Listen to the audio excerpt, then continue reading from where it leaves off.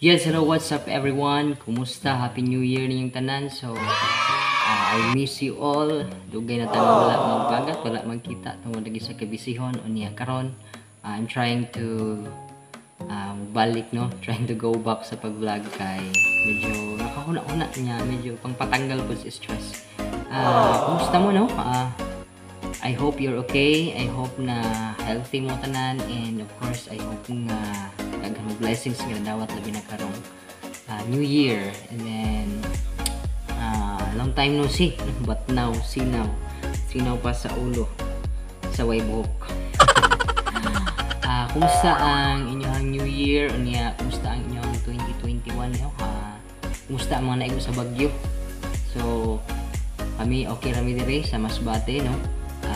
Wala na ko yung mga kauban katong among Vines group dati.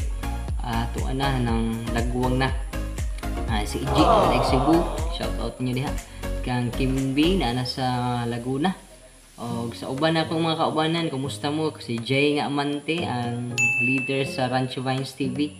Wala na po sila ibro vlog tungkol lagi sa kabisihon. So sige lang, okay lang, at least magkita-kita gihapon ta, magbagat gihapon ta. Unya unsay atong mga kalingawan, no? Inyo napansin nga upload kog mga kanta-kanta, compositions na nako. So I hope inyo nagustuhan.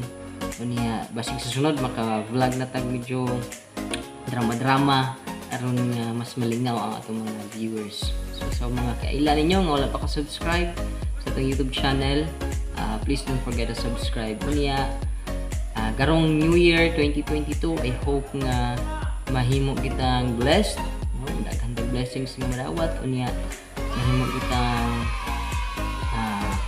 kanang gianan sa mga blessings, no? Kung kadawat blessings ato kung ipanghatag.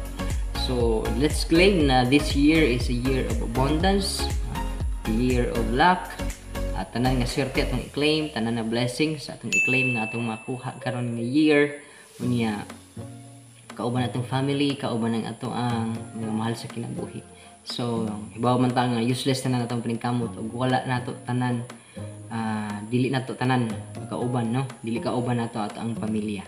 Then I wish pod nga padayon mo nga mag-support sa ato ang YouTube channel bisan karon pag ulan ta na balik pila siguro magtuig na siguro.